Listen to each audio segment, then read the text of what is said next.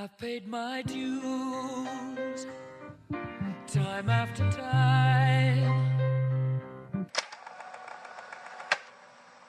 We are the champions, my friends.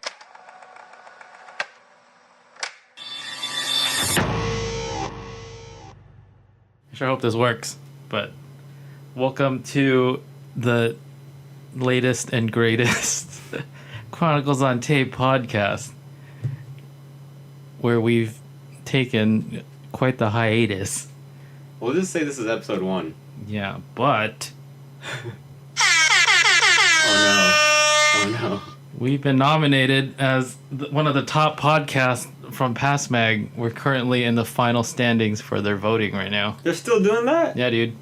So I was just like, This is like a year-long process. yeah, no, they said that all the votes were tallied like in late December, and then they've been going through it ever since. So Wow. we're currently one of we're on the list as one of the best podcasts in the import automotive industry. And apparently there were quite a few podcasts that we did not know of that we're competing against.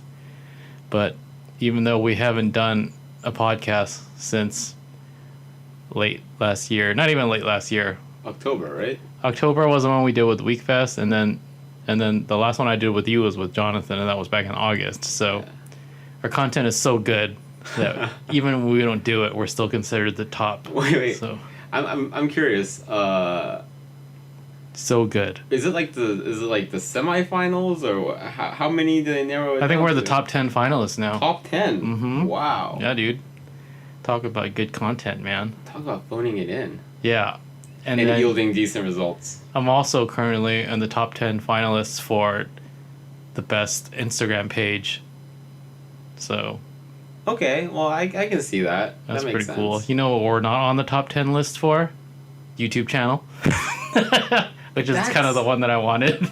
Right? Because I feel like you put a lot of those categories. You put probably the most effort into your. Yeah. Your It's vlogs. like I feel like it's the best, some of the best content out there. I guess we're just not on that list because the channel that we do and the content that we produce isn't like anybody else's, so you can't really compare it, you know?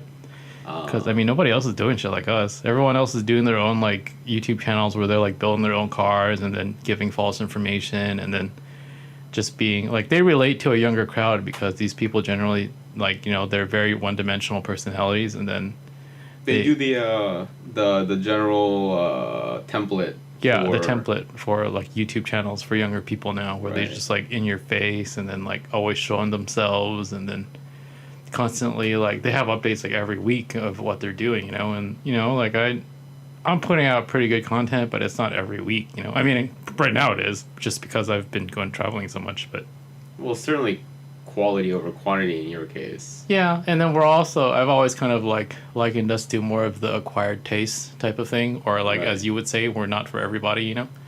So it's definitely, there's a deeper learning curve to the stuff that we do, you know, not only in the stuff that we cover, but also because my videos, they generally show more personality in terms of our personalities, and they're just not just like one person constantly in front of the screen, you know. It's certainly not casual. Yeah, so like if you were to watch our videos, you'd have to know who we are first for you guys to get like our stupid inside jokes and all the dumb things that we say, or the trolling that we do, kind of, you know. So Also, it seems like, well, I mean, I'm not sure how credible it is coming from me, but it seems like some of our humor is a little more technical in terms of like what we're talking about. Yeah. And I can see how that might not appeal to, I guess, the general audience. common denominator. Mm-hmm.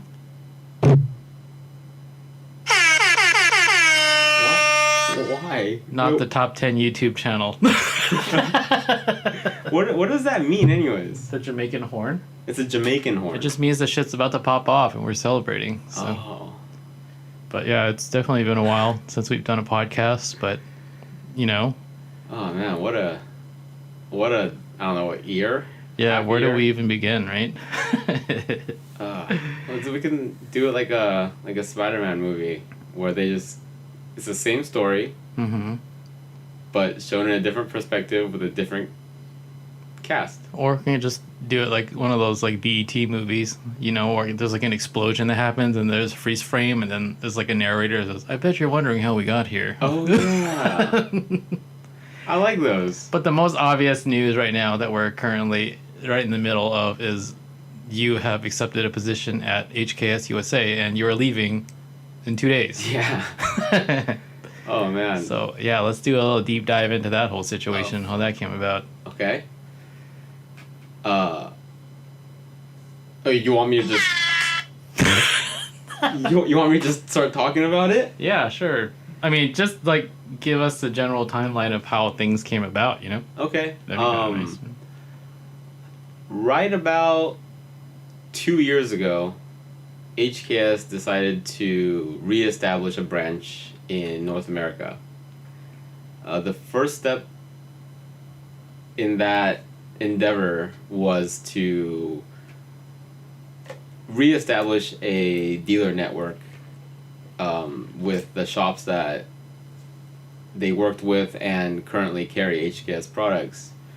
My friend, now boss, I guess, Keisuke,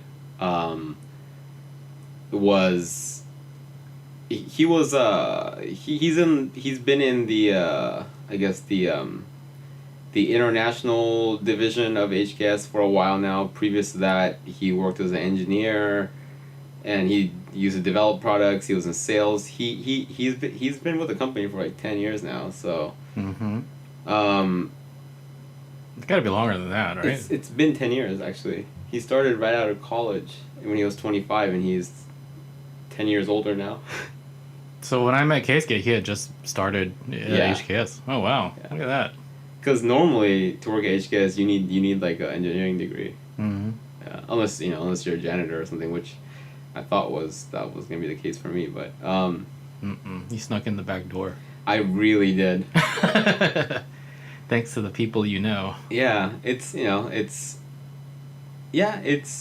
pretty much been my experience in life so far. Is Yep.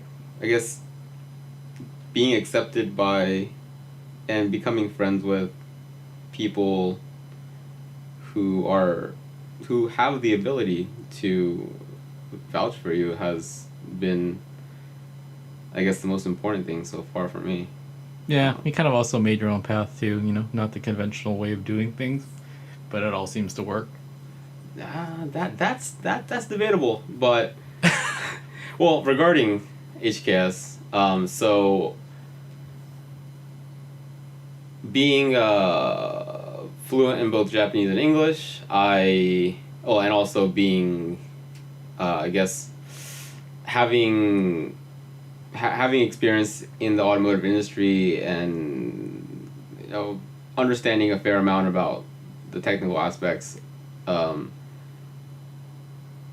surrounding cars, I guess. I was offered the position as a translator for it was about 5 weeks of traveling to each dealer across the U.S. And we somehow managed to do it, got that established, and since then I've been working on and off as a translator at certain events and meetings and whatnot,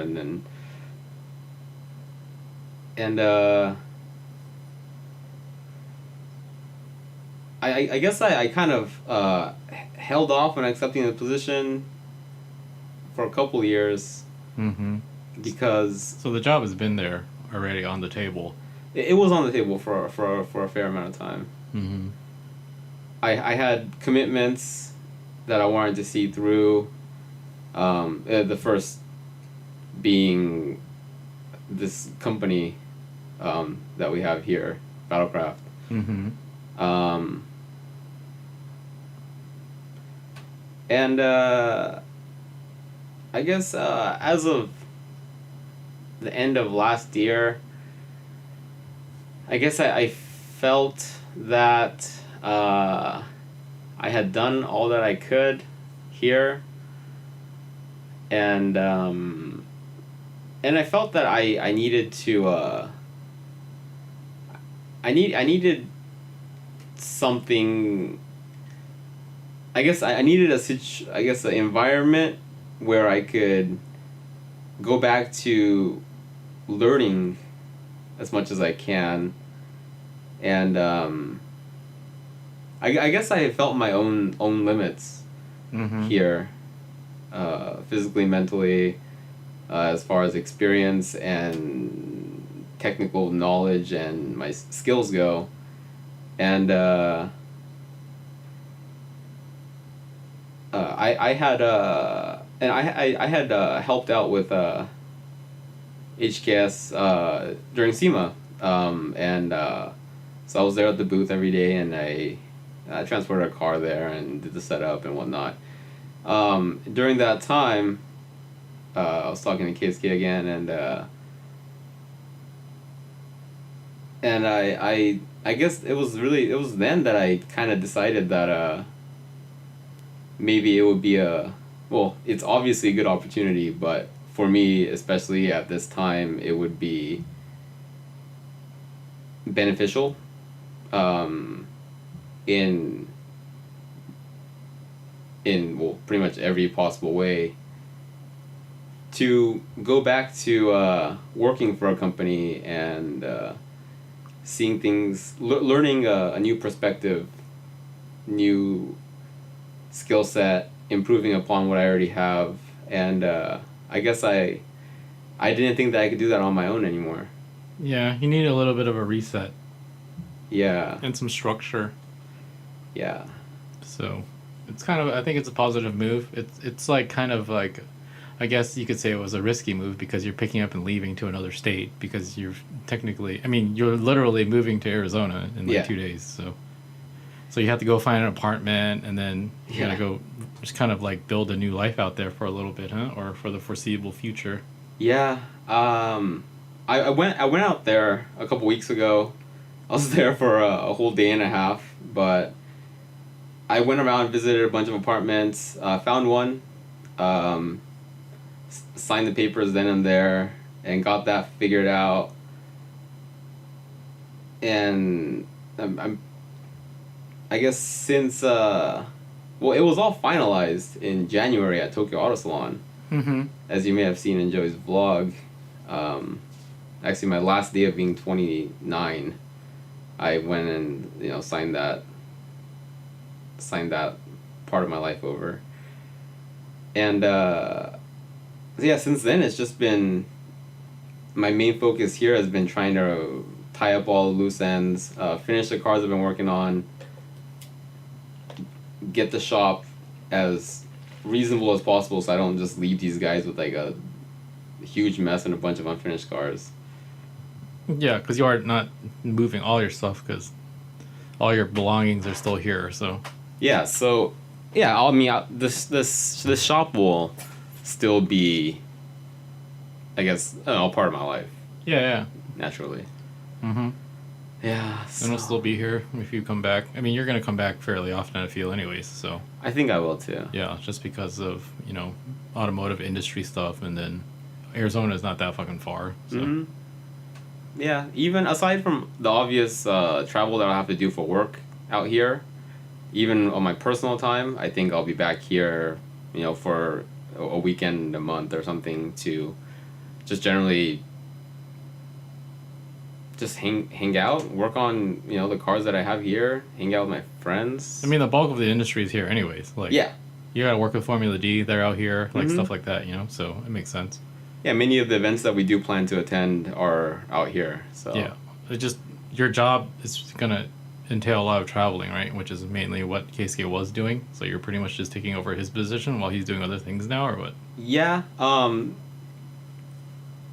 it's not a secret or anything, but I'm just not 100% sure exactly how it's going to be structured, but... Yeah, because it's new, right? So. Yeah, generally speaking, I'll be able to put all my focus into working with all the dealers, whereas then that leaves Keisuke with some time to actually plan ahead for the future and what's going to be next. Mm-hmm. That, so it will allow him to do his job, so he doesn't have to do the job of 5 people. We can just split that. Yeah, I think it helps put HKS back on a good trajectory in the U.S., because they kind of faded a couple years ago, and then they came back, and then now it's kind of on its way to growing again into something bigger and bigger, which is pretty cool for a company that's been around for so long. Mm-hmm. That like now it's kind of in a new generation now, so it's pretty cool that you're a part of that new generation. Yeah, it's and it's HKS. It's fucking cool, one of the coolest companies ever. So yeah, definitely. I do feel the pressure. It's like the responsibility of what I'm gonna inevitably be a part of and what the goals are and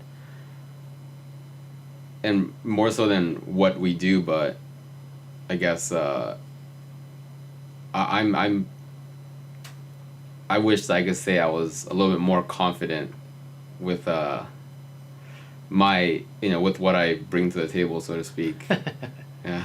Well, I mean, anytime anything kind of new like this comes up, it's kind of a new challenge. So you're not going to be that for sure about it, anyways. Yeah. Yeah.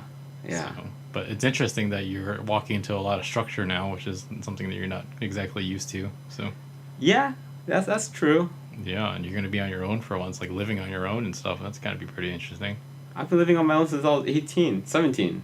No, but you've been living in somebody else's place. Like, you've been renting a place, Now you're going to be, like, physically on your own, so. That's true. Yeah. I rented my first apartment when I was 18, and I had it until I was 21. Mm-hmm. And then I started renting rooms because I was never home. Yeah. Yeah. And even now, the people that I rent the room from, I don't particularly know them. Yeah. Yeah, I know the guy's name. I still don't know his wife's name, to be honest with you. She doesn't speak English, so maybe that's why. Yeah. Are you gonna like buy furniture and stuff? Or like a TV? I think so, eventually. You can take this TV with you, but it doesn't work. So. I don't want it. Yeah. It's also 65 inches. I don't know how the hell I'm gonna take that with me. I don't remember how I got it here. Right? It's probably in your Odyssey. Yeah. Yeah. No, it wasn't. It wasn't in David's Tahoe. Oh. Yeah. Okay. Huh. Yeah, I don't know. Well, I mean, there's plenty of cheap TVs. Just go find a smart TV or something. I don't particularly need a TV either. Like, I haven't owned a TV. Because you're gonna be on the road a lot, or what? No, I just don't currently own a TV, and I haven't. I mean, like, I still watch Netflix, but that you can do that on a computer. Maybe you should get a better computer then. Yeah, I mean, there are things that I'd like to do with time, but So you just jump over there and you start work on Monday or whatever? No, I start work on a Friday. Oh, okay. And then... oh, because it's technically March. Yeah, March 1st. It just happens to land on a Friday. Huh. And, yeah, I mean, I guess I could have asked them if I could start on the 3rd, which is a Monday. Yeah. But it actually... I thought about it, and it'll actually give me a little bit of time to, like, get situated? Yeah, buy a bed and, get my electricity turned on and stuff. Yeah. Yeah. Technically, it's the 2nd in Japan, so you're already late for work. Right? Yeah. Yeah. So, that's that. Yep. And that's our podcast. Thank you for listening. I guess that's that segment. Yeah. It's going to be interesting, though, I think. I think it'll be a good experience. Yeah. I think it's going to be interesting all the way around, So, it's going to be interesting that the shop's going to be empty, so. Yeah. Yeah, that's true. Yeah. I mean, it's not like we hang out together every day or anything. No, but, I mean, they're still floating around doing shit, Yeah. And then making the bathroom dirty and shit, Hey, I actually mopped it while you were in Japan. Yeah, like the puddle just dried on the floor. Yeah, I don't know why the fuck, dude. I rinsed the mop, and then I wringed it outside. Yeah. And then I put it down, and then the next day there's fucking puddle there. Like, I don't know where that water comes from. It didn't dry. I should just dry it outside. Yeah, it's fine. I have plenty of time to clean the bathroom now. Well, also this year, I guess jumping into a new subject here. You haven't been here. I've been at the shop a total of 3 days. So you've been to Japan 3 times this year. Yeah, in less than 2 months. So. Yeah, that's fucking ridiculous. I feel like it's kind of challenging myself in that, I've done this for 10 years. Mm-hmm. And then people probably expect me to be like, oh, you know what? It's 10 years in. He's kind of settled in already. He don't got to do anything anymore. He'll kill it no matter what. I'm like, no. I kind of want to challenge myself and do even more and do even better. So I think so far I've been doing that. I appreciate that. Yeah, I think content-wise, stuff has been really great. Like, our videos are, like, super, like, interesting. They're, like, very compelling, like, videos, So I think so. it's a wide, like, it's a very broad, like, perspective of what's going on in Japan right now, which is pretty interesting, And your photography just keeps getting better and better. Yeah, that's pretty cool, too. So I just like to be able to sit down and actually go through a lot of the photos. Like, the Week Fest Hawaii happened in, like, beginning of February, and it's almost March, and I just barely started touching the photos now, so... I watched the vlog.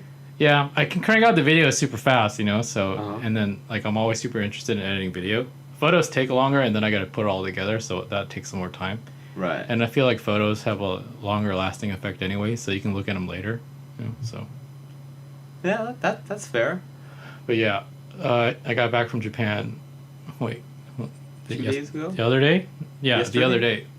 So. Wait, today's Tuesday, right? Today's Tuesday, and I got back on, Monday. I came back yesterday. Yeah, Monday at, like, in the morning. Oh, shit. Yeah, man. So. Fuck. So we went to Japan. We went to Tokyo for Tokyo Auto Salon. And that was second week of January. Yeah. Stayed there for 2 weeks, and then by the end of that trip, it was just me, you, and Yasu. And then we went to like M&M Honda and stuff, which was really cool. And then it was really cool that we took a random trip on a whim too, which is. That was fun. Yeah, it always ends up making great content, Yeah. And then I got back. We were here for like 2 weeks, and then it was already time for Hawaii. Uh-huh. And then last time I was in Tokyo with you, I was talking to Yasu, and then he was trying to get me to go to Osaka Auto Messe because of all that no good racing stuff. And then, as much as I've done for like kind of bringing no good racing to like the modern world, I guess you can say, like they've done a lot for me too, and welcoming me and showing me all kinds of stuff that nobody else gets to see. So it was only fair and right for me to go back and kind of celebrate them when they were having like a big display at the show and stuff and debuting some cars. So, I had to go back. Yeah. So I went back for that. That was fun. And then stayed in Osaka for like another week and a half. And then while I was there, like literally like the day before I came back, Vibrant hit me up and they're like, hey, we need you to go cover Attack at Scuba. And I was like, yeah, okay. So we went over the details, and then they wanted me to get some media stuff for them for their sponsored car that was competing at Scuba for the first time. It was Will Young's car from, I think it's from Toronto or something. Yeah, and his car actually went straight from Australia to Japan, so it had been in Australia the whole time. Oh, wow. Because it had been there for World Time Attack, World Time Attack was when? It was like... October, okay. So it had just been sitting in Australia, I guess in a storage facility since then. And then, I guess Will didn't do that great at World Time Attack. He had engine issues, blew his motor or something. Or I don't know what happened. But the car literally stayed in Australia until it went to Japan, last week. So it showed up in Japan, and then they got that car situated. And then it just so happened that, Will had been talking to the guys from JDM Yard, and they're like, hey, you guys should do Attack at Scuba, why not? I'll be there, and then we'll be able to do it together. It's kind of like a friendly rivalry competition thing, Mm-hmm. And then, Jonas and them were like, fuck it, we've already done everything we can with World Time Attack already, They're multi-time open class champions. Yeah. I don't even think they're going to compete this year because there's nothing else for them to do. Okay. So they're like, okay, we'll just take the car to Scuba and see what we can do, So they brought the car over there. We received it. And, I mean, Yasu had met Jonas one time. Mm-hmm. And that was at year 9 or some shit. And then they didn't even talk. And then I don't even think Yasu remembers who Jonas was at that point. But then, just based on... They talk online. Yeah, they do a lot of business stuff now. Yeah. But then, I guess just based on friendships and connections and stuff, Yasu was just like, hey, I'll go help you. So he drove all the way from Osaka to Tokyo, which is 7 hours away. He drove all the way down to Chiba. Helped them bring the car back to our other friend's shop, Masa's shop, Import or X Point, down in that area. And then they just, welcomed them with open arms and then just kind of, help prep their car and everything, and then served as pretty much track support. They took the car to Scuba and everything. So Jiba literally put the car on his trailer and then took the car home. Oh wow. So like the night before and after attack, like the car was just sitting at his house. Oh wow. Yeah, so that's pretty cool just to see everyone come together and kind of like, you know, do all that stuff. And they did really well. Yeah, they did really well. Will's car did really well. I'll let you guys see that unfold for yourself when the videos drop in like the next few days or next week or so. But I think I got a pretty fair amount of content there. And then Sean from Narita Dogfight was out there also because he's one of the media sponsors or the title sponsors for Attack. He's been working with them for a while now. Yeah. He kind of helped them grow that event, which is really cool, you know? Yeah. And then David, Battle Driven, he shoots for VTech Club and stuff, and now he lives with Sean. So he decided he wanted to go out there too to check it out, you know? And then so he would just run around the track the whole time shooting like a million photos, and then me and Sean were just standing there eating ice cream together. Ice cream in February? Yeah, it was cold. But Sean was just like, hey, you want ice cream? And I'm like, okay. So we were standing there eating ice cream watching David just shoot away, and we're like, dude, this kid he's a really good photographer, but he's still very fresh, you know? Uh-huh. He's going to blow his load too quickly. He's going to max out his memory card in the next hour, so... That kid has been progressing. Yeah, quite his a talent. bit. He's really talented. So his stuff is really good. It's really dramatic stuff, you know. Like his photos look like a Michael Bay film, you know. But, his stuff is getting really good. And then I guess he shoots for another race series out here, like a legit one. So he's like his work. He shoots for like a Audi sponsored IMSA team, I think. Yeah. So his shit is gonna develop quickly just because of the amount of photos that he does take and the type of stuff that he does get to see. So he's like probably one of the next up and coming photographers, which is really cool. And he just got a job because he has to pay rent now and stuff, you know. So I don't know if that's gonna slow him down, but you know, he was at Scuba, and like I couldn't imagine being at Scuba at his age, you know. Like I couldn't have dreamed of. He's not that young. How old is he? Like he's like 26 or 27. I wouldn't have been at Scuba at 26 or 27. Oh. But you could have. No, I couldn't have. Dude, when I was 26, I had like $400. Oh. I sucked at life, dude.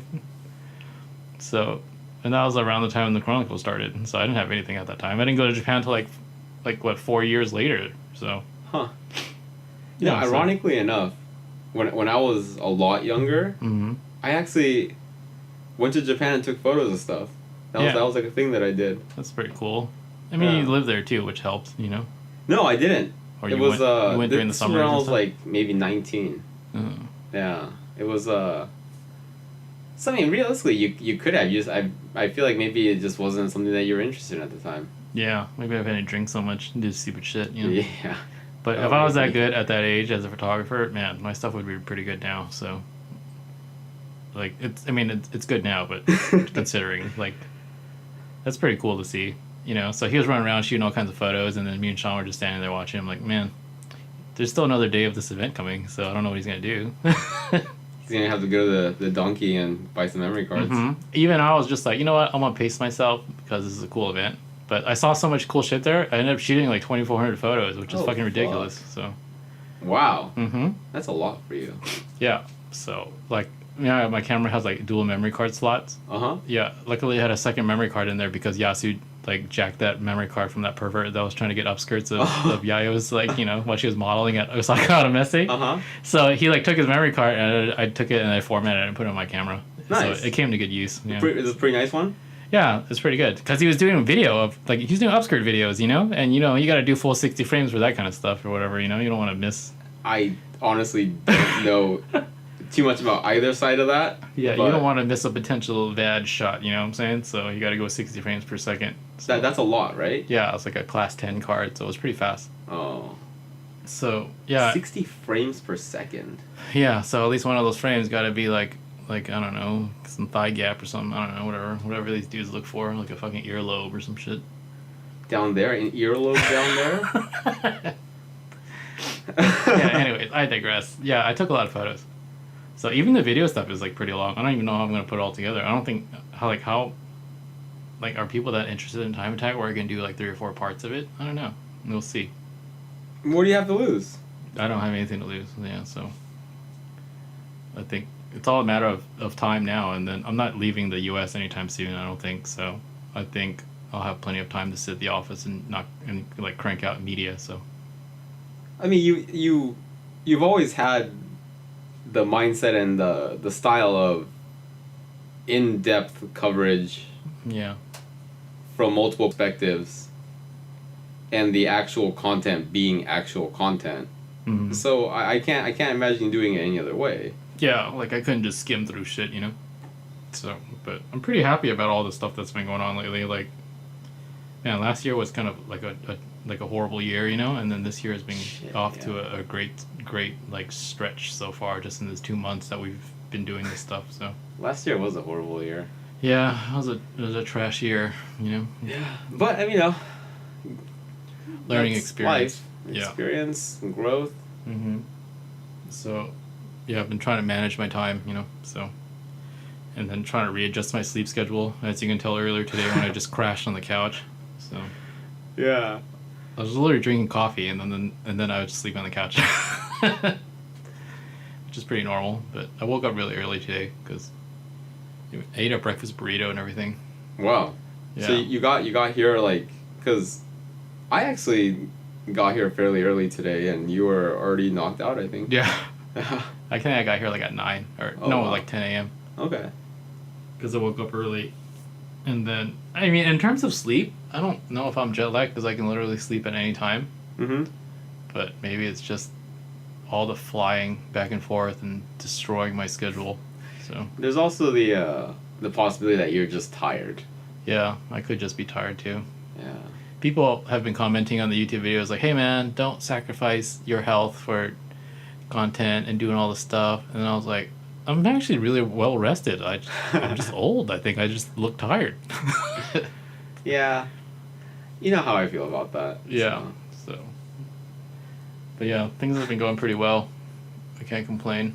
Yeah. And then I didn't expect you to be leaving so soon because I thought we'd have at least another week when I got back. But then I forgot that February is kind of a short month. So. Yep. I got, yeah.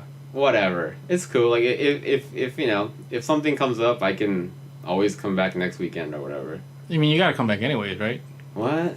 Don't you have to come back to get stuff or no? Oh, yeah. I mean, yes and no. But, like, I'll just kind of do that slowly. And there's something that I absolutely need. So what car are you gonna take to Arizona? The red EK. You're just gonna drive that thing? That thing is completely, it's like bone stock. With all your personal belongings on there? Yeah, I mean, well, currently where I live, I have a folding chair, a folding table, a mattress, a suitcase, and 2 laundry baskets. That's like my living situation. That's been my living situation since I was like 21. So you're gonna be able to move in right away when you get there? Yeah, the apartment becomes available on the 2nd. They're like repainting it or some shit. Mm-hmm. So I'm gonna get a hotel for the first night. Sorry, the first 2 nights. Mm-hmm. And then and then I have Saturday to move in. So I'll probably just, I don't know, maybe I'll ask Matt if I can borrow his Sprinter and then go to IKEA. What are you gonna sleep on? Oh, you're gonna go buy some. I mean, you could just go buy furniture real quick. Yeah, I'm gonna buy a mattress real quick. Yeah. And then. I mean, I would just order it on Amazon and have it shipped there. Then you don't have to drive anything. I guess I could do that, huh? Yeah, because even if you got like a futon like the one I have here, Mhm. you can sleep on that shit. It's just comfortable. That's true. It's like Amazon Prime shipping. You can get it in 2 days. Oh yeah, maybe I'll do that. Maybe I'll just ship it to HKS. Because it's kind of a pain in the ass to have to go buy furniture and then move it around and stuff, you know? That's a very good point. Yeah, maybe I'll do that. Thanks. Mm-hmm. They literally make shipping for that kind of stuff now. I forgot that Amazon is so convenient. Yeah, you just got to remember to buy everything. Because when I bought mine, I didn't know it didn't come with a frame. So Oh. it was just a memory foam mattress, which is just fine for you also. But Yeah. I'm sure you would want a frame now, being a 30-year-old man and all. Yeah. And yeah, I actually have a living room, so I can just put that in there. Yeah. And then buy a bed later if I feel like buying a nice bed or something. Mm-hmm. I don't even know what I'm going to do with more than one room. I mean, put car parts in there, I guess. I don't know. Yeah. Does No. the place have like a secure parking kind of situation or what? Yeah. They have like, I don't know what they call them, like auxiliary garages. They're like not connected to your apartment. Okay. You can rent one. But it is a garage thing. Yeah. And you did rent one. Not currently, because I don't really care that much about this car. Yeah. But once I have a car there that I care about, I'll put it in the garage. Oh, okay. Yeah. I'm still kind of weighing out like whether or not like, because if I can get like a shop space for like, you know, $500-$600, like a small shop space, I'd rather just have a car there and then just have like a regular car to commute with. That's true. I could also just like, I don't know, be all healthy and like walk to work or something. And you're gonna like get a regular paycheck now, so you can actually buy things. I can actually plan for stuff. You gotta buy a daily. Yeah. I've been thinking about it. Realistically, I probably won't, but I could. Yep. I've been faced with the reality that I need another daily because I like my daily too much. Yeah. It just bums me out, man. Just parking my shit outside and people hitting my car and stuff, you know? I really like that car.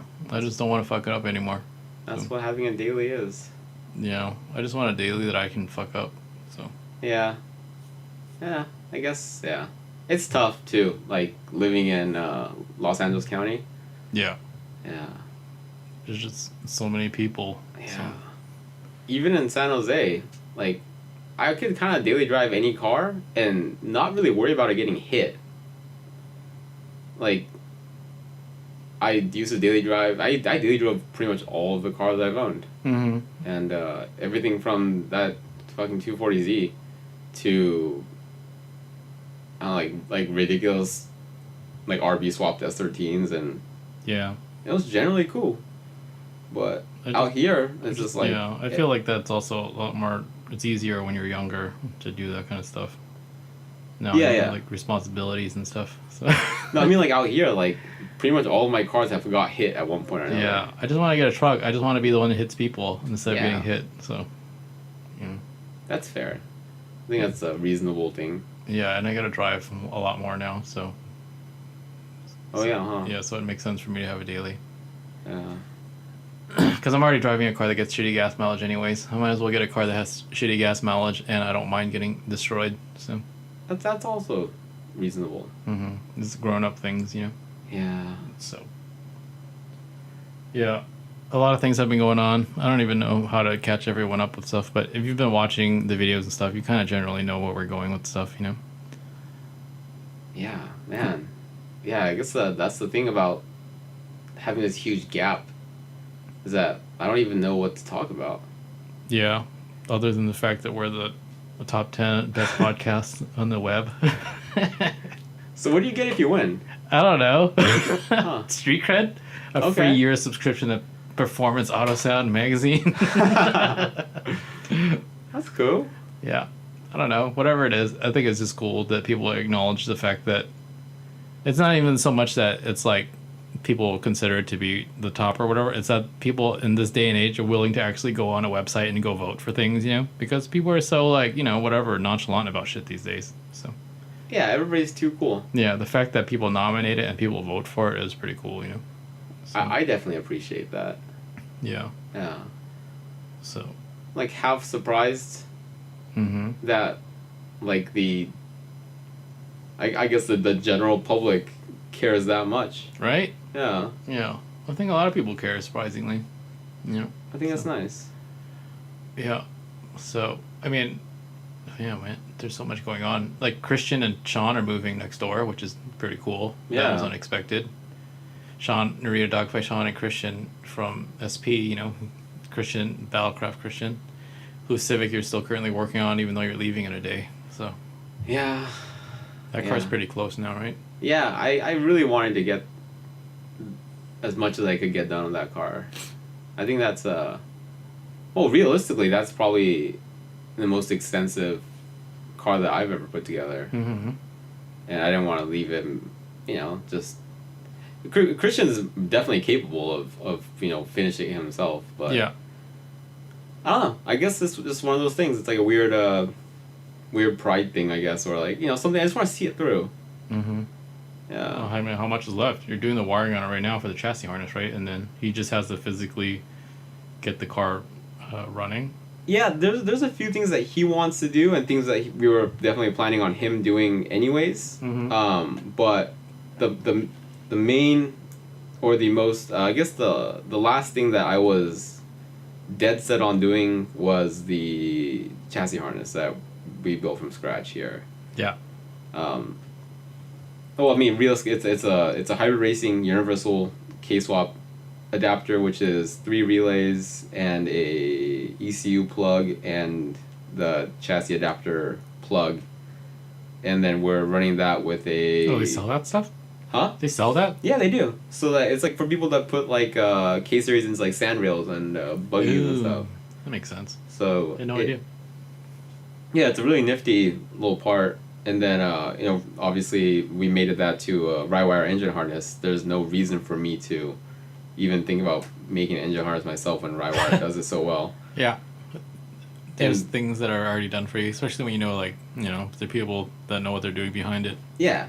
I mean, it was just a chassis harness because it's so... The chassis harness is just, it's such a, I guess, a... tedious process. Not even that. It's like, it's a very specialized kind of harness. Mm-hmm. It's a competition car, so there's a lot of things that we wanted a specific way.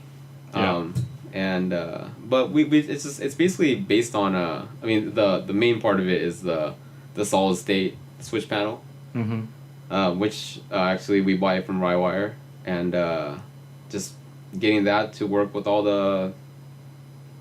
just to operate all the lights and just auxiliary components like fans and fuel pumps and stuff, and that's it. Yeah, the car's gonna be really cool when it's all done. I think so too. Pretty excited about it now, especially now that he's next door. I can actually cover it and see more. Yeah. So in like the downtime and the months that I'm not going to events and stuff, maybe on the content side for videos I'll be covering it. So yeah, that would be really cool. I'm really excited to see him put the finishing touches on it and start driving it, and that'd be cool if you could cover it because I won't be here. Yeah, it's supposed to debut at IBOC, right? Yes, technically yes. You know what's the craziest thing about that is? What? I won't even be there to see a debut. Oh really? Yeah, I'm gonna be in Japan again. Ah. Because WeekFest is literally the same weekend, so. You know what's funny about that is that I'll actually be at IBOC. Ooh, hey, you can run the Chronicles booth. I can't because I'll be there for work. There's gotta be an HKS booth at IBOC? I don't know if we'll have a booth, but we'll definitely be there. Oh. I mean, most likely. Oh, that's Because interesting. Casey was there last year. Oh. Yeah. Oh yeah, he was. You remember I was gone for like half the day? Why was he even there?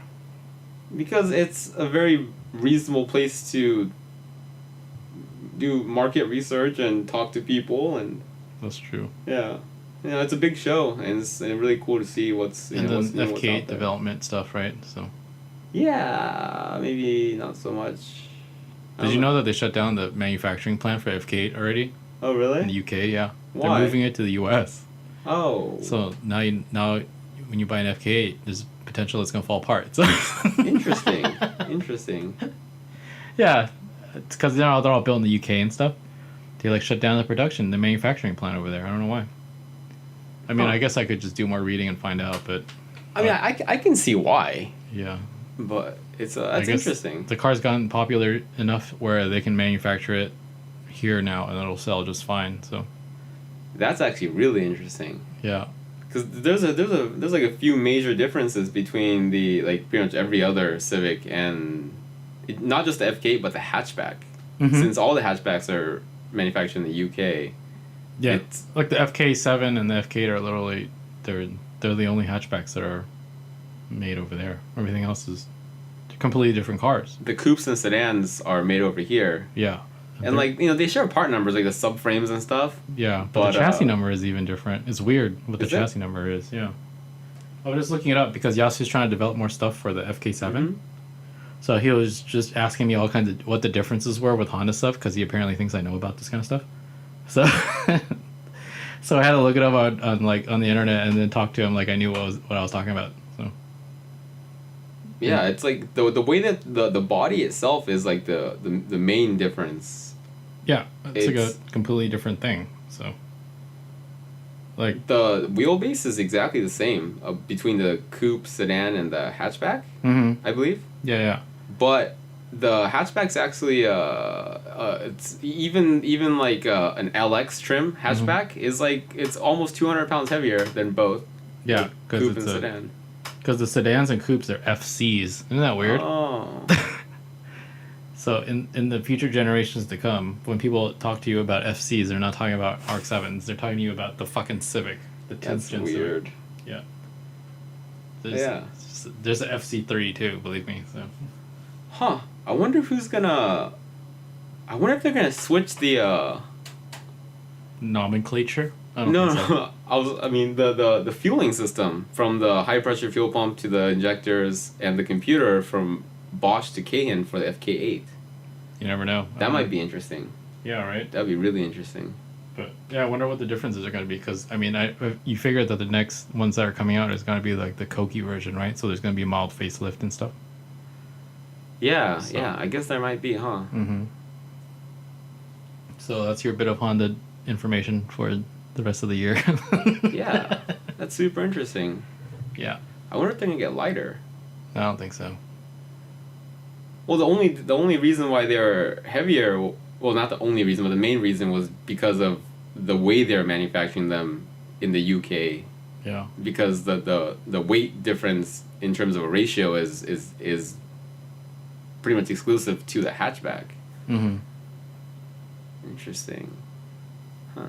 Yeah. The 7s are incredibly popular, so I see them everywhere in Whittier. Oh yeah? Mm-hmm. They're Huh. everywhere. Damn, I don't even notice them. And they're just like 1.5 liter turbo, right? Because the fit engine in there. I don't even think they're turbo. I think the The SI is. yeah, SI and the EX something Yeah. have the 1.5 liter L series. I think that's a really cool engine. Yeah. You know what Yasu's been trying to do this whole time? He What? wants an FK7 because he knows that in the future it's going to be a popular platform for people to modify, you know? Uh-huh. So he wants to buy an FK7 and then he wants to develop, you know, aero and stuff for the outside of it and he wants to K-swap it. So he's asking me, he was like, hey, do they make K-swap mounts for this? I was like, no, Yasu, no, they're not making swap stuff for this yet because it's already a 1.5 liter turbo. So kids that buy these cars are not going to be like, hey, let's put a K-swap in it when they already have like the fucking turbo stuff are there, you know? Right. So I think he's going to try to do that on his own and then K-swap an FK7 and then he wants to debut the car next year at Tokyo Auto Salon. That'd be cool. Yeah. It's interesting idea, definitely. Yeah, I understand making like the front bumper and all that stuff for it, but you know, he wants to do everything. He wants to go crazy with it, so he wants to do like engine bay and like Yeah. K-swap and stuff like that. So pretty cool. You know, very Yasu. Very Yasu. Yeah. Taking on too many things at once also right now. But Yeah. he's doing really well for himself. I'm really happy for that guy. Now he's having a really good year so far too. So Yeah. Actually, yeah, I just spoke to him last night and he said he's busy, but he seemed to be doing really well. I mean, you can just pick him and drive to Tokyo and stay there for like days and days. That's and true. Help That's other true. people out. So He's actually got people he can count on working for him. And yeah, he got workers now and stuff. Yeah. And then when I flew into Japan, he didn't even tell me where I was going to stay because he told me not to worry about it. And then he literally booked a hotel after he picked me up from the airport. Oh wow. That guy.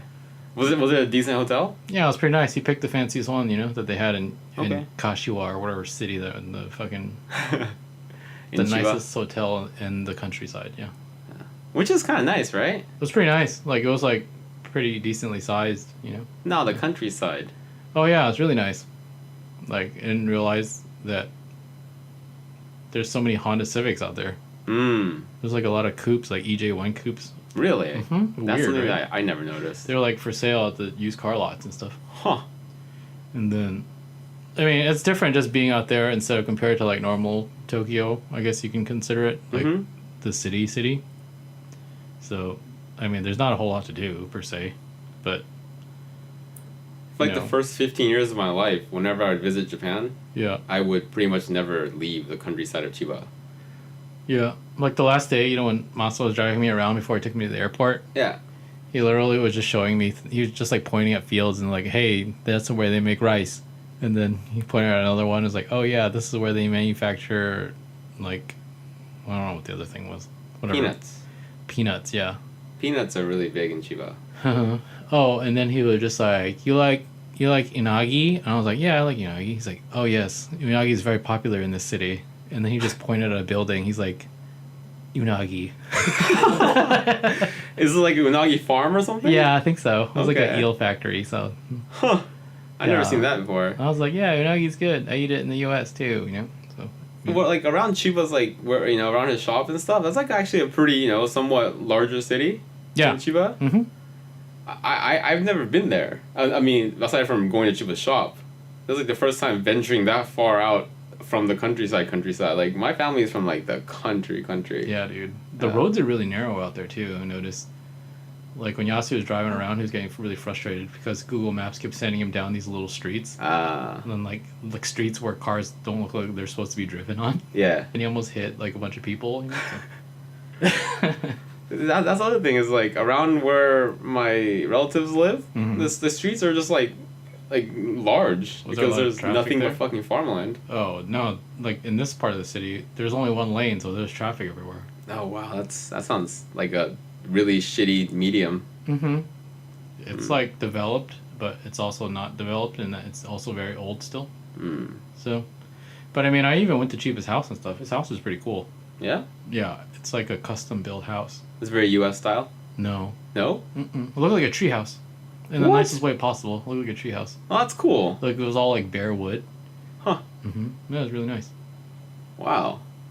Good for him. Yeah, and then Yasi was fucking around, and he like, threw his giant man wallet at one of his workers, one of his friends. And then it knocked over the black coffee that Chiho's wife, Chiho, had given us, and then, like, poured all over his wood floor, so it probably stained the wood forever. Oh, my God. It's very Yasu. So. Asshole.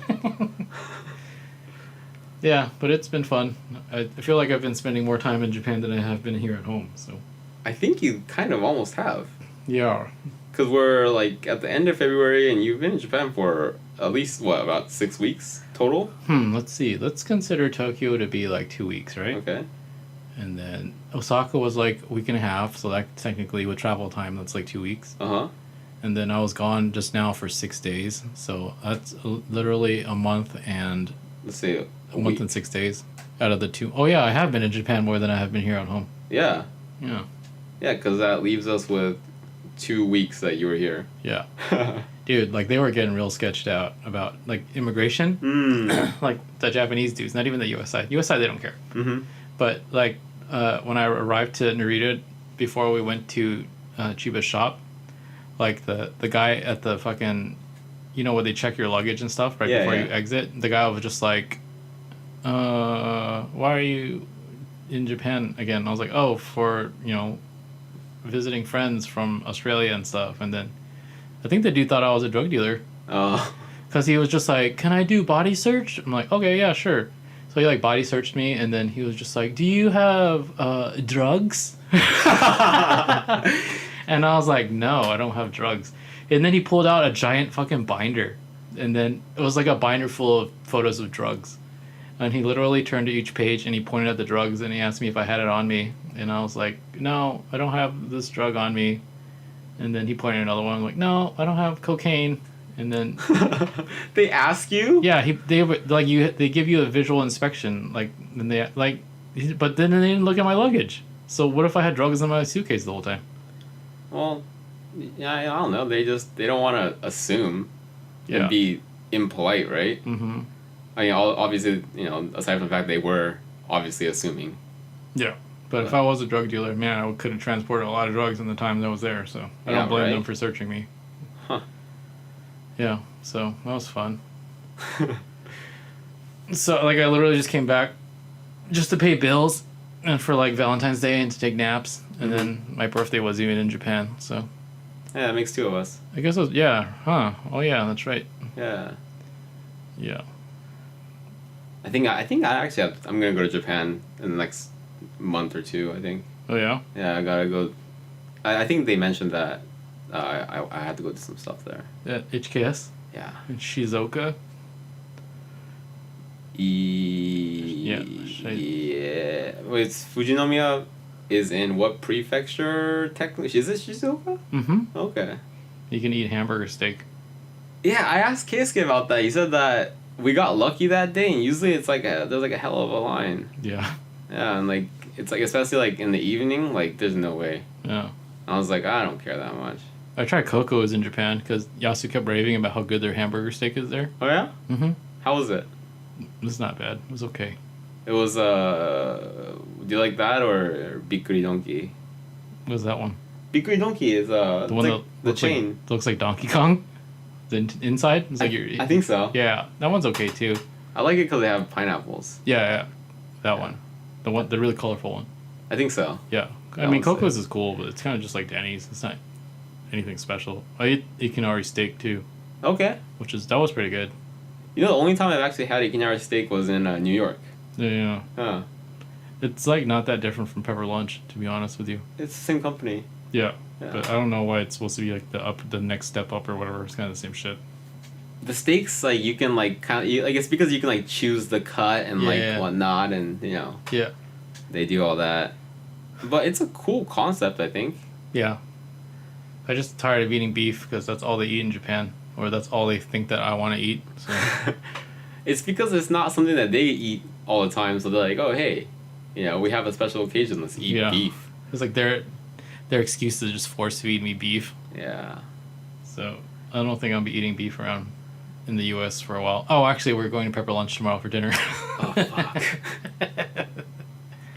Actually, you know, I haven't had beef in a while, so fuck. That's yeah. right. So, like, have you decided what you're going to be eating and stuff when you're in Arizona? There's a Chick-fil-A, a Sprouts, and a Cracker Barrel. Hmm. So the options are pretty much endless. Are you going to be hanging out with Matt and stuff? Yeah, I think so. I mean, like, you know, as much as Matt hangs out. Does he know that you're going there already? Yeah, I had lunch with him like a couple weeks ago. Oh, okay. When I was there picking the apartment and stuff. Oh, yeah. Yeah. And then, How did you get around that day? Huh? You rented a car? Yeah, I just rented a car. Oh, okay. Yeah. I went to go look at each apartment complex. There was like 7 that I narrowed down to. Yeah. And then I went to go look at them at night and see how, like, because, you know, if I have a car there, I just want to check it out. And then I went during the day, and then kind of just drove around, get a feel for, like, how stuff was. How's the weather? The weather was reasonable then. Apparently, very soon it's going to be like 1,500 degrees. So I made sure that, you know, the apartment had AC. Yeah. And I don't want to go outside at all. So I was like, I'm dead set on having a washer and a dryer in the apartment. Is it like an apartment that you can smoke inside of? I'm not going to smoke inside an apartment. I did that once. Like, my first apartment I ever had between 18 and 19, I was like, oh shit, I can smoke in here? And I did. Worst idea ever. That just smells really bad, right? It just sucks. Yeah. Yeah, it's like everything smells like smoke. Yeah. Yeah. So you're going to have to go outside to smoke then, so. Yeah. I mean, I have to anyways at work and stuff, so. How far is the apartment from work? It's like a mile away. Oh shit. Oh, so you can walk to work. Yeah, I just looked at, like, the apartments that seemed decent and were, like, really close. But I figured it's like I'm there for one reason, so, like, I'm not, like, it's not like I have anything else to do. Yeah. Let's just make it easy. It's going to be good, I think. Yeah. I think the initial period is going to be, like, kind of, like, weird, but you're going to get settled in pretty quickly, I think. Yeah. I mean, realistically, it's my, second time doing this? Yep. Moving to SoCal first, and then... How was that?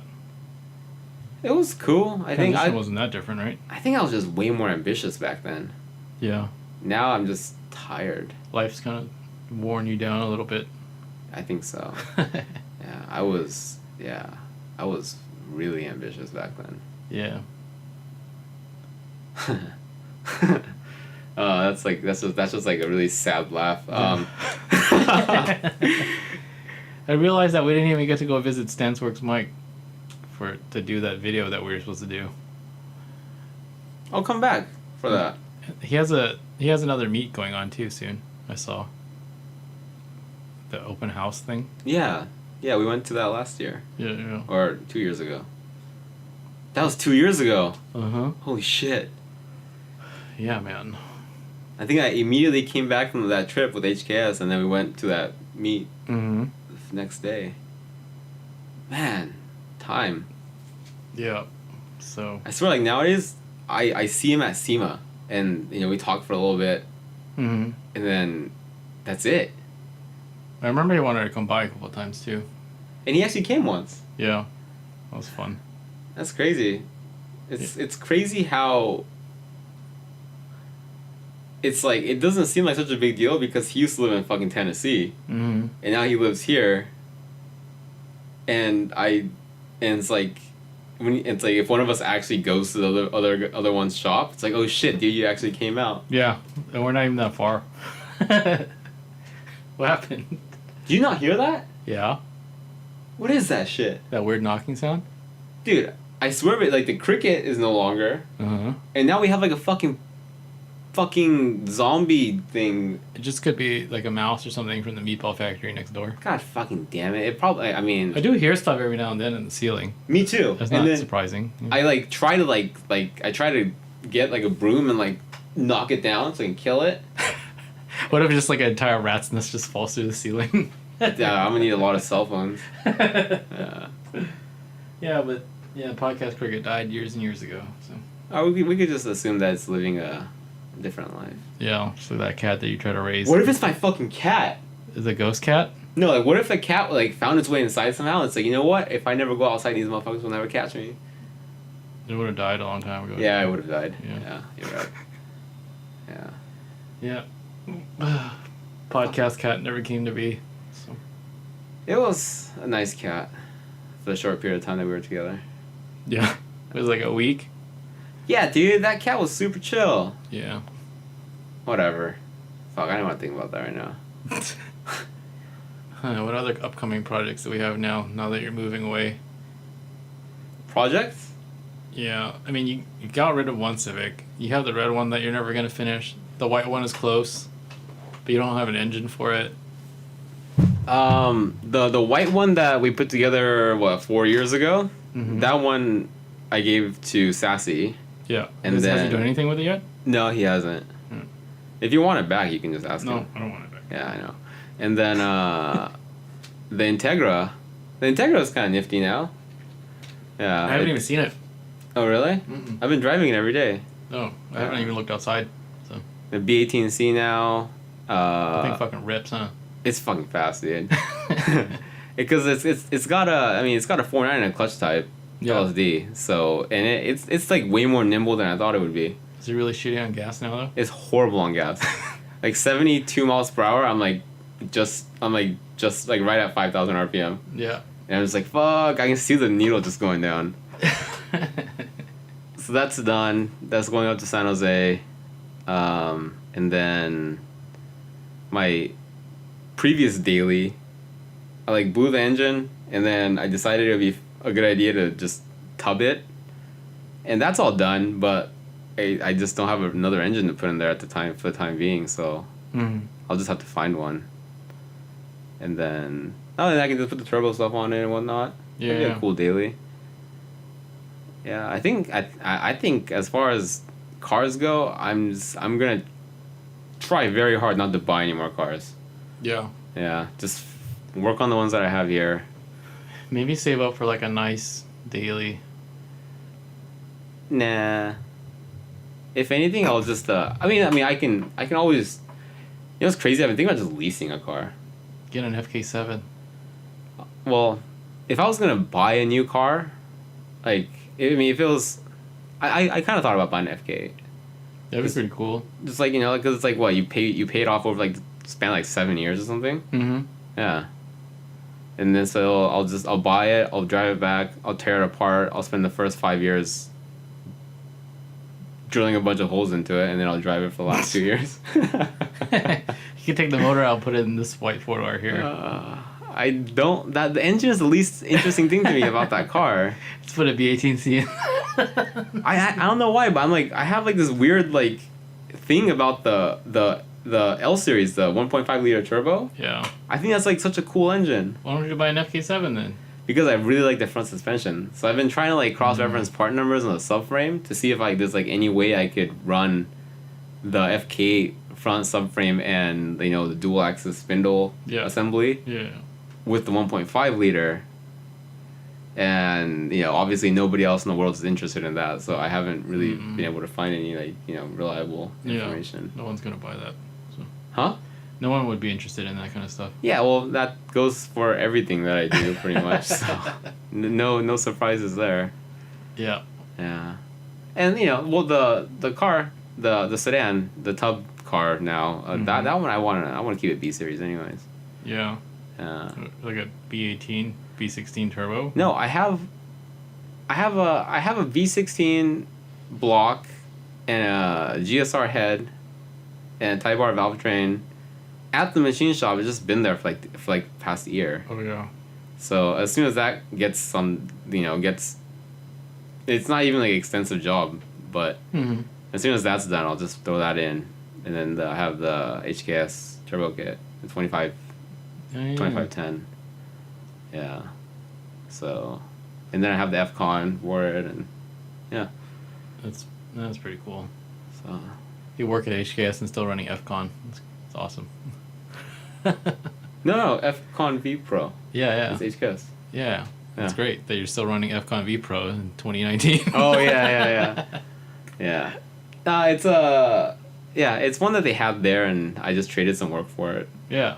I've always wanted to run an FCon, so they look really cool. Yeah. And the logo looks really cool. Mm-hmm. Yeah. The most important thing. Gotta put the sticker on the car and stuff, you know? I figure it's a good way to kind of, be company oriented. Be a company guy. Yeah. Like Keisuke just drives around that fucking Civic with a big old HK sticker on the side. Yeah, that's crazy. Yeah. He's like, dude, everybody tries to race me. I was like, just fucking race them then. Yeah. I made Keisuke drive the Integra yesterday. Oh, really? Yeah, because he was in town for a meeting that we had to go to. Yeah. And then he's just like, how did he feel? It's fast, but like, honestly, I don't know if he was just being nice, but he's like, this is fucking great. Like, I really want a car to just fuck around with. Mm-hmm. And I was like, yeah, it's cool. And he's like, how's it on the freeway? I was like, He's like, this is probably terrible on the freeway. I was like, yeah. I mean, I feel like his life is too structured now, too, so he needs something like that, like a little escape vehicle where you can just rip sometimes, you know? He's been saying for the longest time that as soon as I get over there, he's going to buy a car so he can drive and stuff. Yeah, that'd be pretty cool. But I don't know if he actually is. Yeah. I don't know if I actually am. What else is he doing out there? Just banging whores? I feel like we have a pretty similar life. I feel like he's just eating instant ramen every night and banging whores. I don't think he's banging whores. I think he's just working. Oh. Yeah. Yeah, I guess. We're like literally doing the exact same thing. We're just like trying to somehow run like a business by ourselves. How old is Keisuke now? 35? Oh shit, I'm older than Keisuke. Yeah, wow. You are. Shit. Yeah. That's pretty cool. I'm excited about this. Yeah? Yeah. What part? I don't know, just to see, just like a drastic change, you know? It's always nice to see what happens when change happens, you know? Yeah, I think so too. Yeah. In terms of your office, that desk is staying there, right? What else is staying there? Because I don't feel like you're going to move anything else now, right? Oh, the office that I'm sitting in? Yeah, currently. Yeah, I mean, dude, you should have seen, like, right before I put this table up so I can finish up the wiring harness. Yeah. It was, like, completely bare. Well, I mean, you need all that stuff there, right? Oh, no, I'm gonna move it all. I mean, the couch can stay. But your desk and stuff, you're gonna do with that? I mean, like, is there somewhere else you want to put this printer and the desk and stuff? No, that's why I'm asking if you need that stuff. Oh, no, I'm gonna leave it here. Oh, okay. I figure it'll be, because, I have an office there. Yeah. So it'll be much better put to use here than there. Mm-hmm. I mean, it's gonna generally stay kind of the same. I'm just gonna update some stuff and, Yeah, I would appreciate that, because sometimes when I come here on the weekend, maybe it'd be nice to just crash here. Yeah, it'll still be at the Battlecraft office, so I'll just be more up to date, I guess. Yeah, so, don't be bringing, like, your, grandma's doll collection and just filling up the whole room or anything. That'd be weird. My grandma passed away last year. Did she have a doll collection? No, she didn't. Okay, then we don't have anything to worry about. Hey, I met your grandmother. Yeah. Yeah, she didn't meet me, but I met her. Yeah, she didn't. She did not give a fuck who I was. No, she didn't give a fuck who I was. But yeah, I don't know. Things look like they're going pretty well, all things considered. So I'm gonna go try to buy a daily this week so I can just have a car to smash around in. I thought about putting the Battlecraft graphics on it, but then that's just me doing stupid shit to cars again. So how funny would that be? Which had like a Honda Pilot with T's on it, and then it had like the Battlecraft graphics on it. Like the typical Battlecraft Exceed Koyorad? Mm-hmm. Do it. Yeah. Why the fuck not? But I don't want people to stare at me all weird. So. You know what? There's like. If I did like body matching colors, it'd be kind of cool. But like if it was like if I got a white one and then I just put white graphics on it. Yeah, I appreciate that kind of stuff. It's like very subtle, but also, the older I get, the more and more I appreciate and like cherish anonymity. Yeah. Just blending in, you know? Just like have a normal ass car, just blend in. You could be anybody. Yeah, that's why I just want a boring car that lasts a long time. Yeah, so no graphics maybe. I mean, I'll put some on the windows just because that's how I am. Yeah. Yeah. But you could actually do some stupid shit with IS now. Mm-hmm. That'd be nice. That opens up a lot of stupid shit. Opens up the possibilities, yeah. So I had Yasu find me a door already over there. Nice. It was $60. It's gonna be like $300 to ship it here. Yeah. So hopefully there's like a container that we can throw it on eventually. So there should be one soon. Yeah, with all my other bumpers and stuff that he hasn't painted. So. I hope so. Yeah, it's like if he honestly like even if he doesn't have time to paint it, just tell him to send it and just get it painted here. That's what I told him. Because you have to get the whole car painted. The car has to get painted now that somebody smashed into it. So. Is it? Are you gonna? Have you decided what color you're gonna paint it? Black. Okay. Because that way we don't have to paint the jams or the engine bay and stuff. That's kind of like the nice thing about having a black car though is that it's like not an eyesore when it's Yeah. If it's like say like you painted like a deep maroon or something. I mean, I don't even like the idea of having a black car to be honest with you, but it's already black, so. Like, what else am I gonna do? Paint it like Lamborghini green or something? Well, the black is like the one color where if you really don't feel like painting jams and engine bay, you can kind of get away with it. Yeah. It's not like painting a. It's not like painting a Tahiti green. Yeah. Car red. I mean, the car looks cool black, so. That's true. No, I mean I wasn't saying that you should or should not paint it black, but. Yeah, and if it's black, it's kind of hard to paint another color. Because the base is black. No, not particularly. I'll just leave it black. Okay. And then I can start doing Yokohama stuff too, you know what I'm saying? Oh yeah. Yeah. Oh yeah, you can do some stupid ass rap on it. Yeah. Yeah, so. Well, now that I'm sitting at home, I have all kinds of ideas in my head of things I can develop while I'm here now, so. Yeah, hell yeah. Yeah, so I might actually make that Utah t-shirt also, so. Oh no. Yeah. Oh yeah, and you can start thinking about new stuff for Battlecraft too. Mm-hmm. Branding stuff. I already have some ideas. So is that okay to state publicly? We make like dinosaur plushes and stuff. Oh god damn it. Whatever, man. Whatever, man. It's your company now. What is going to happen with the steering things? The steering hubs? They're ready to go. Okay. Yeah, it's I have some ideas that I'm gonna develop some stuff, and then we'll see where it goes. I think you guys will do great with it. I have to finish my book first, though. Oh yeah, let me know when it's ready. Yeah, you need to write the forward. I feel like you're gonna have time for it now. Yeah, I mean that's something that I would drop, whatever I was doing. Yeah. Too. I would like to see the book before I write about it. Yeah. Yeah. And then I might start doing Super Street stuff again, I think. Oh really? Because, August Cascade, Wayne's CRX. Wayne. Yeah, he wants me to shoot that car. Sam had found somebody else to shoot it or whatever. But then Wayne really wants me to shoot it because, I'm connected to that car, Mm-hmm. So, I might fly to Oregon and shoot it and do that stuff. Sick. And then I have stuff that's still sitting here that needs to be featured anyway, so I might as well get paid for it, right? Oh yeah, we do. We have that thing. Yeah. You never wrote Derek's story, which those photos are great, but we'd like to see. I will. I just, man. Yeah, people probably think I'm like just slacking off, but it's like. No, I think people know that you're busy, but there's these things that we just kind of casually forget about. Not that they're not important. It's just they're not directly right in front of our face every single day. Yeah. So, but yeah, Derek's. I think that story would be really cool in print. I'm definitely making it a. I had never forgotten about it. It's always been there on my list of things to do. It's just. Yeah. It just it's like one of those things that like I want to do. Mm-hmm. Whereas there's like stuff that comes up that like just needs to get done. Yeah, exactly. There's just stuff that's right in front of your face that needs to get finished. I'm preaching to the choir there. I mean, yeah, you know exactly how that is. Yeah. Yeah. I've been gone so much that I was excited to be back in California, dude. Yeah, I bet. Just like sitting in front of my desk and working on stuff and watching TV while I'm doing like my normal routine, I really miss that a lot. I think as I'm getting older, I really like the idea of a routine, Mm-hmm. So, Japan is super exciting, and I like being able to see all the cool stuff, but in the quiet hours, I do wish that I could just come back to my office. Yeah, I can definitely relate to that. Yeah. Yeah. Every SEMA is like, from the moment I get there, I'm just like, oh my god, where's my desk? I just want my desk. Yeah, it's nice to be home. So I have a bunch of stuff on my desk just from the other 2 trips from Japan that I haven't even looked at yet. Stuff that I brought back. Like, photos? No, just like shit that I bought, like Oh. knickknacks and shit. I don't even know what I bought anymore because I've gone so much. Huh.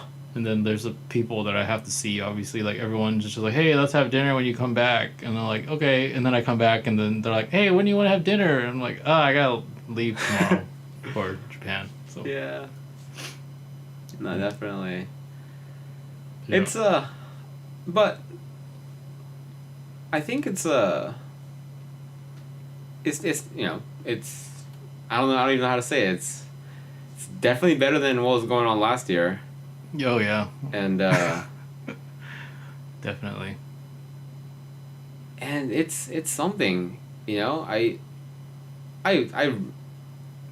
know I'm very idealistic and you know, somewhat of a strange, like, underachieving perfectionist, but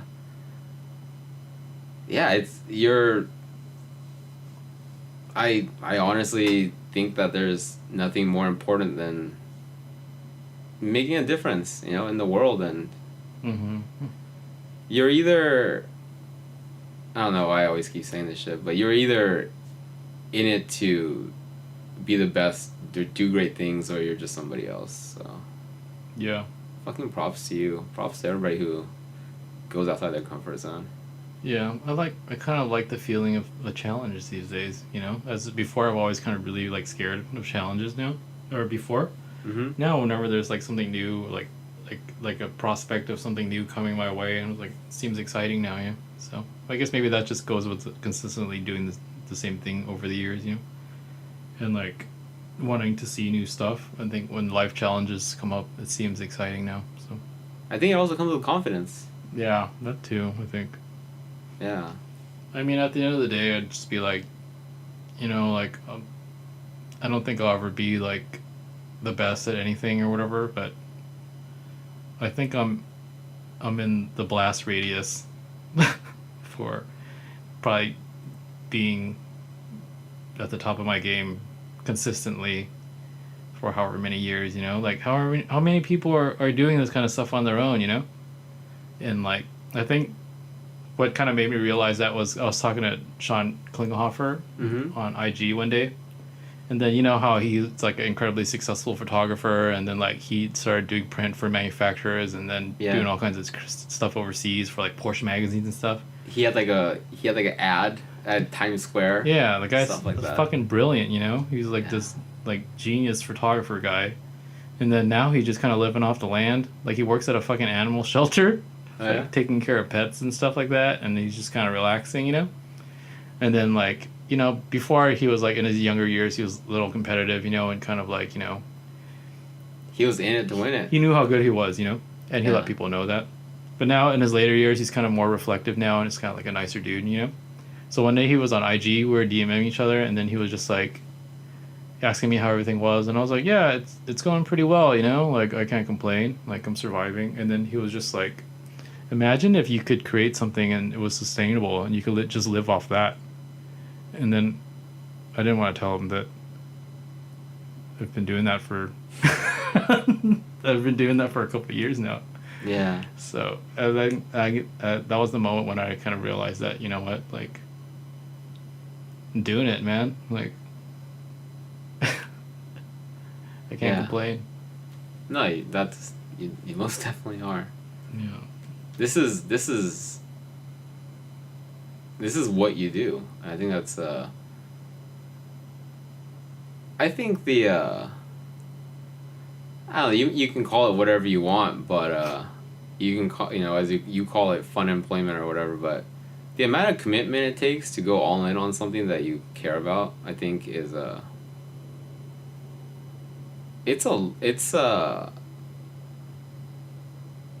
it's scary. Yeah. I think, and there's a lot of risk involved that I think a lot of people. I think many people who have not experienced it firsthand almost trick themselves into thinking that it's easy as a way to justify not doing it. Mm-hmm. And you know how people say, it's you'll be talking to somebody about something and they'll be like, oh, it's easy for you to say, like, you're fucking born this, you were born in this situation or some shit, right? Yeah. But yeah, I mean, I don't know. I guess it requires a certain series of experiences in order to appreciate what other people do. Real, like, in the entirety of everything that comes to the territory. Mm-hmm. So yeah, I mean, and also, it's easy for me to see because it's, I see everything firsthand every day. Yeah. We are literally right next door to each other. Yeah. But yeah, I don't know. I think that makes sense. Creating something that's sustainable and living off of it. That Mm-hmm. makes.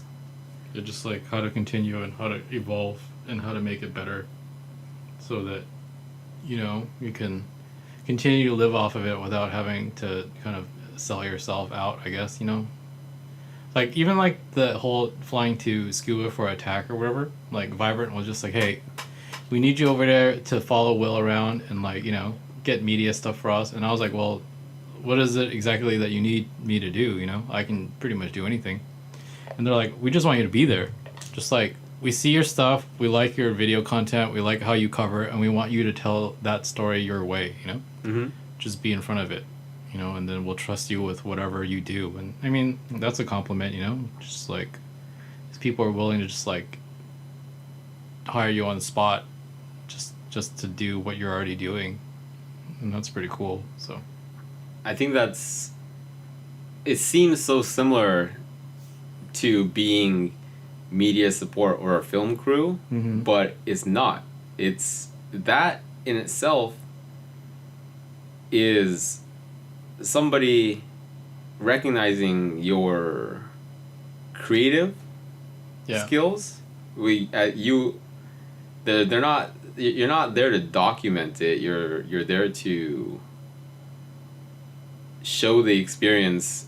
It's so. I think that's like the difference between when somebody asks you to build a car, mm-hmm. as opposed to when somebody brings their car in to get new tires put on or oil change. Yeah. It's, it may seem like a part of the same thing, but it's the difference is that there's a huge aspect of, I guess, the idea of somebody's interested in what you create, not mm-hmm. what you do. Yeah. I like that. They want the creative process. Yeah. Yeah. Yeah, I think that's something, that's an accomplishment. Mm-hmm. Yeah. Like, it's really easy to get caught up in all the numbers these days because, like, with all these business accounts and stuff, we get all the statistics of everything that's going on and what people are looking at, Yeah. And then there's so many people that are, like, out there these days that are, like, producing numbers in chunks, man. Like, they're doing huge numbers. And it's, like, it's hard not to look at it and be like, you know what, like, how are these guys doing this? Or why am I not doing this, But then at the end of the day, you have to just remember your own creative process and the fact that, I've been around this long and people respect my work. I think that means more than numbers can ever say, So. Numbers is simply quantity, right? Yeah, it's just, man, the way that social media and everything moves and dictates how people do things these days, especially with the younger crowd, it's wild, man. And it's like, I don't like to pay attention to that stuff that much just because it can be discouraging sometimes, in terms of when you start comparing yourself to others, which is like the whole basis of why social media is kind of fucking you every day. Well, that's the reason why people like it too. Yeah, so it's like, it's hard not to compare, but then like I kind of like try not to compare my own content to other people's content while also maintaining like an understanding of the numbers because I'm also in that world, and on the business side I need to understand that stuff. Mm-hmm. So it's always important to kind of like differentiate the things that you're like processing in your mind, you know? So Yeah, I mean that makes sense. Understanding something doesn't mean that you need to make it a critical part of your life. yeah. But knowledge is always good, I think. It's always good to understand the business side of things, you know? Yeah. So you're just not getting fucked backwards. So I actually got hit up by a lady that works for a television production company, and she I think she wanted to talk to me today. She's trying to produce some show about like the import scene. Huh. But it's based around the women in the import scene, which is, I don't know how that's going to go, but I guess I'll talk to her and see. The women of the import scene, presented by Sticky Diljo. It just sounds like a premise for... It's like, wait, is this not a porno? I guess maybe they just need my consulting or whatever, you know? So Yeah, I mean, I'm totally kidding. I'll just sneak it in there and be like, hey, you know what? We got a pretty successful TV series over here already, you know? Yeah, right? Yeah, just throw me on Netflix. Shit. That'd be cool. Yeah, right? Yeah, I'll watch it. I mean, I'll just type in Netflix instead of YouTube. Yeah. Yeah. But then you'd have to continue. Then you'd really have to start generating content in bulk, though, you know, because people like to mass consume. So. Yeah, or you could just do it Twin Peaks and just like, you know, put out 2 seasons of like a sick ass TV show and just okay, done. Yeah. Fuck I mean, it. for the modern age, it'd probably be more like the Grand Tour where they have weekly episodes, and then they're gone for like a year at a time. Yeah. Yeah. I don't. Yeah. Yeah. I guess that makes sense. That's, I mean, that would work like, for me too. But That's how they do it, right? Like all TV shows are like yeah, that. but they like TV shows film in bulk all the time, though, you know. So. Yeah, even like Seinfeld, they actually do all the filming for a year or year's worth in what, like it was like 120 days or something. Yeah. Uh, So I mean, we're doing reality TV though, so we can't really pull that off. I mean, I guess you can consider this 3-week span or this 2-month span of me being in Japan as like bulk filming. yeah. Yeah. But I also feel like a part of me is mildly nervous because these last 2 months of content have been so good. What about the other 10 months of the year? And then Just cover what you do. yeah, and then you're not going to be around anymore either, which is going to be an interesting thing too, because you've become quite popular on the YouTube series, so where people are constantly asking where you're at.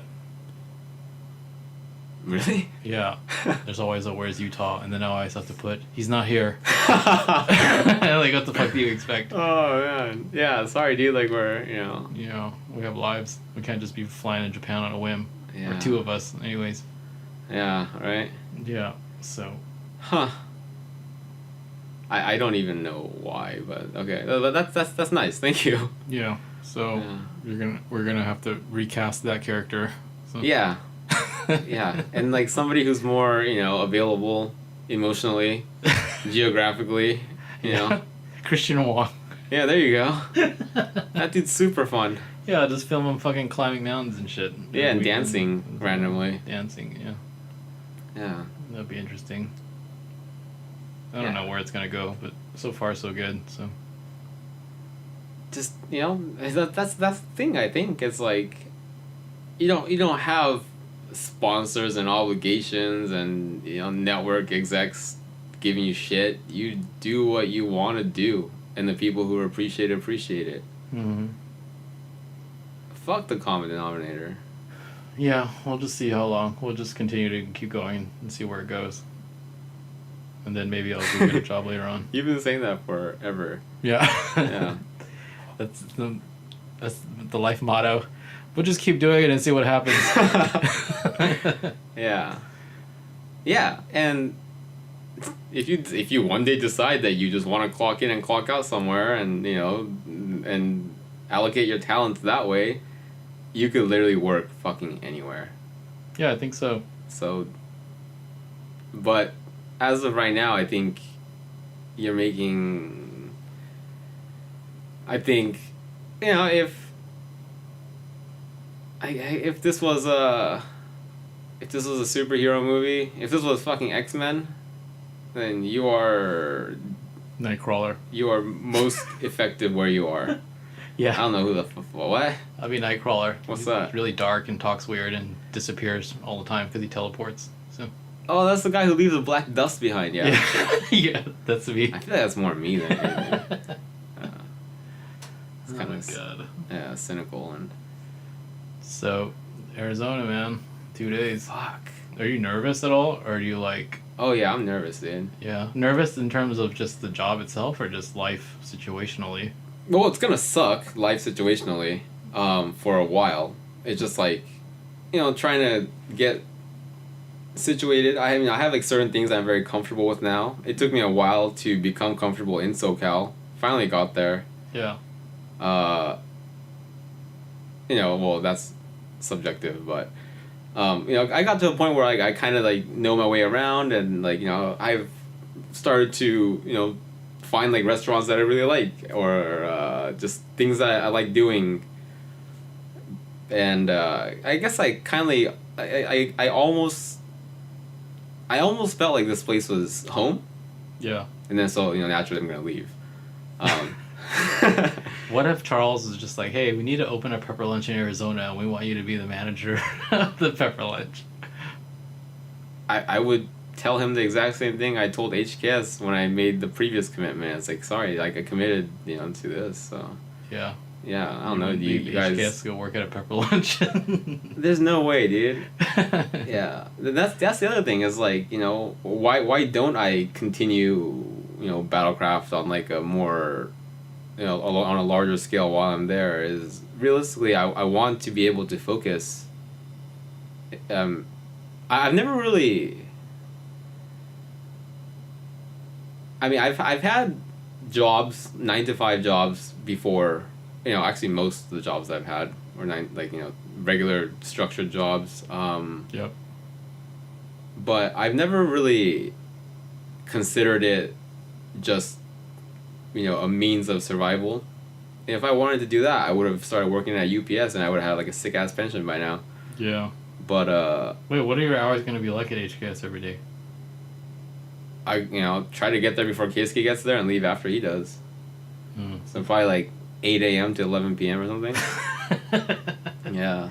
How often are you going to be traveling? Probably a lot. Like every week? I honestly don't know. I'm not sure, but I'm anticipating at least a week out of the month. Yeah. Then you have to figure out what the actual day-to-day stuff is like too, right? So. Yeah. And a lot of it is just, trying to decide for ourselves what's the best way to use our time. Mm-hmm. I think it's probably going to be more similar to, working here than, say, like, working at, and I don't know, Costco. Yeah. In the sense that, like, there isn't really anybody to tell me what to do, but which might sound nice, but at the same time, like, I have to be responsible for coming up with the most effective way to use our time, and being held accountable for that. It's like if I come up with, we're gonna have to constantly come up with things that will move the company forward here, and if it doesn't work, then that's on me. Yeah. So there's a good amount of pressure. There's a very the company itself is not something that, considering the history and the prestige of the company, it's not me just going to work at whatever. Yeah, it's not I'm not going to go work at fucking BC Racing, So you're not going to be drinking sweet tea out of a jar and using my sister's Netflix account? Wait, when did I use your sister's Netflix account?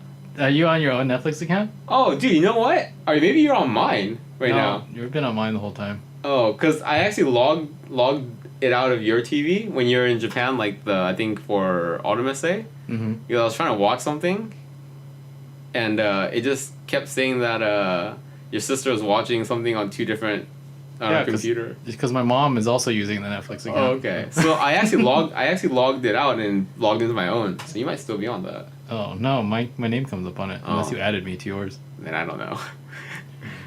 Yeah. But anyways. So you have your own Netflix account. Yeah, I do. Okay, so you'll be fine then. Yeah. And I have a Hulu account now too. Oh, nice. Yeah. But realistically, I don't think there's gonna be a whole lot of time to watch Netflix. But you know, after a year or two, when things become more, I guess there's a rhythm to things. Yeah. I'm really looking forward to working on my own cars and maybe driving. Driving again. Yeah. I mean, you always have, our support in terms of whatever you're doing, and with the HKS stuff also. I mean, that's easy because it's always kind of come hand in hand the last couple of years, even with the HKS stuff, with just Keisuke being around, So, yeah. Yeah. I don't think there's anything to worry about. It's a challenge. I think you'll get settled in. You'll just, you'll do what you normally do. You just be on the go, and you'll just be fine at it. So you'll be good at it. So I think getting the job is a good thing because of the structure and the fact that you'll be getting a paycheck regularly, and it'll open up some time for you to actually do the things that you like to do. Whereas over here, you've been so concentrated on building stuff and doing the things that you want to do that it became a job. So I think that your hobby will be a hobby again, which is going to be great. So Yeah. Yeah. I just want to fucking drive, man. Yeah, and I mean the door's going to be open for you again. So Yeah. and then who knows what kind of other cool shit you're going to see, or what other kind of cool projects are going to open up. It's a really cool company. So Yeah.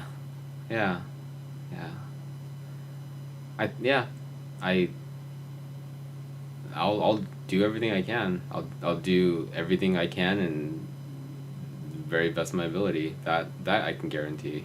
Whether or not that would be enough is I guess the thing. yeah, we'll figure out how to get this podcast going still too with you over there now. Oh yeah. With your laptop and stuff. I don't know how we're going to do it, like Skype or whatever. I'll talk to John about it because that's how he did his. Mm-hmm. But I think it'll be more interesting that way anyways, just because we won't be around each other every day. So our conversations will seem more natural, and that we're just not reciting things that we already know happen, So That's true. yeah. So, and then car stuff is car stuff. I think you'll be around for that stuff, for all the major stuff, Oh yeah, So, I'll be here. Yeah, I guess that's it. I guess that's it for That's now. it for now, yeah. Yeah, well. One podcast every year. Yeah, right. Yeah, no, we'll try to do another one. Within let's be reasonable and say 2 months.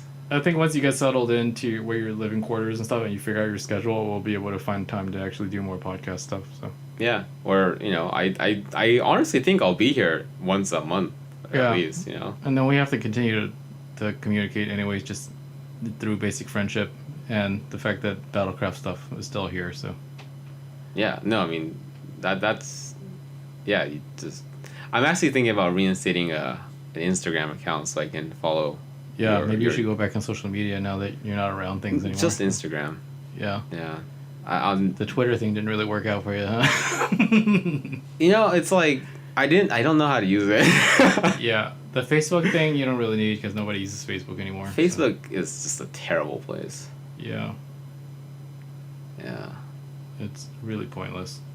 It was only good just for sharing links and stuff, but I don't even know how well that works anymore. So. Yeah, I mean. Yeah, like. I mean, like the only interesting thing about Facebook is pages that people, I guess like your page or like brand manufacturers' page when they announce stuff. Yeah. When you let individual people say shit. Oh my god. Yeah, dude, I'm over it. But I gotta get back to editing photos now. And you gotta continue working on the chassis harness. Yeah. So, yeah, it's cool. Made good progress today. Yep. Top 10 finalists, best podcast on the internet. Limited to this particular genre. Yeah. The import automotive industry, as seen by people that read Performance Auto Sound magazine. Yeah. Hey, cool though. I mean, it's honestly kind of. I tell people to vote, but I don't even know how we got there in the first place. So people are probably voting already. So please continue to vote. However means you find it. So Yeah. Fuck. That's sick. yeah, Congratulations. we're the best at something that we don't do that often. This has definitely not been a focus of either of our time or efforts. You know, when we first started this podcast, I never knew that one day we'd get nominated for the top 10 best podcasts from Performance Auto Sound Magazine. Yeah, I don't think anybody did. Yeah, I just can't believe I've been paying monthly for all this storage for the podcast and we haven't even done them. It's literally like $25 a month. Oh my god. Yep. Huh. It's cool though. When you know. Yeah. 2019 is off to a good start. Let's keep it going. Let's keep it going. That's it. Well, thanks. Good luck. I don't need luck. But thank you. Yeah. You don't need luck. You have perpetual dread. Yeah.